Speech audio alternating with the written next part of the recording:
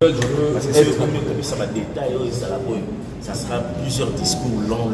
Après, ça trouve déjà parce que là, c'est des gens qui sont n'a pas fait ça insert, on a pas dit, n'a pas fait ça, non, pas n'a pas fait sa synthèse à l'immotion, on est arrivé à nous autres, papa, les grands. Par contre, non, une communauté artistique, à travers ma grande artiste, la nation, il va faire ça, message, l'image en 4 jours, oui, il faut un montage. Parce que le message est arrivé à nous autres le 30 pour nous abombater. Nous, on a beau bête. Après ça, on a un montage 4 types pour tes fous. Madame Koumano, ça se passe. Moi, je crois qu'il faut. Et donc, ce du tout. Et les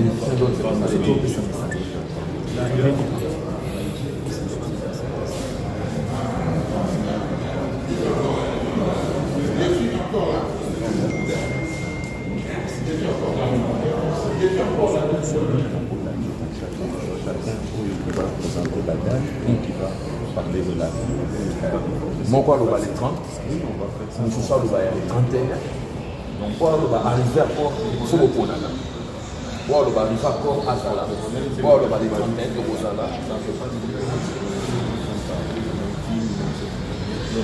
ce photo le 31 vendredi, c'est là où nous on va célébrer. Le royal arrivé du corps, ça c'est pas nous. Il faut le voir. Ce photo le 31 parce qu'il y a mardi. Non, mais il faut toujours insister parce que le message est... Oui, nous on va le faire. Le message, c'est pas à eux de le faire. Et c'est le 31 à partir du 26. Même non, mais oui, image, il faut qu'il y ait un montage de ça. Il faut qu'il y ait une machine, il faut qu'il y ait principalement la RTC,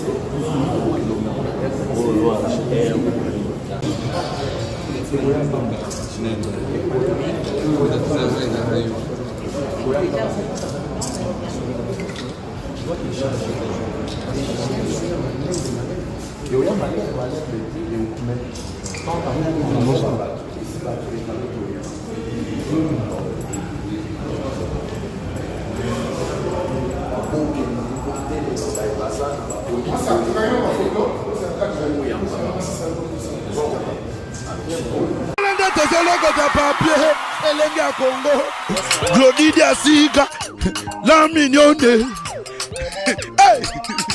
la mignonne, Tracy Mbelenga Pro, Tracy Mbelenga Pro, Kata. Pona kotinda bakoli na bino na Kinshasa pe na Congo Brazzaville, makambo ya kotambola na bakoli na ba agence Cilier. Agence Colicot, fret aérienne et maritime. Spécialité na bango, bakoya kozwa biloko esika nyonso ezwili yo na monde entier. Il suffit ozala na adresse. Ozala na France, to na mboka nyonso ya Europe, ozala na Canada, les États-Unis, to na Amérique du Sud, ozala na Russie, Asie. Il suffit ozala na adresse, bakoya kotombola kolina yo bango moko. Ata ezali ya mokie moins d'un kilo, bakoya kotombola. Pona ba ebanso bazali na Union Européenne, fret aérien ezali na 9,50 € le kilo. Soki pe olingi maritime, benga bango na ba numéro ekomami na écran. Soki olingi yo mona bango bazwami na 18 place de Nanféance, 93 420 Villepinte.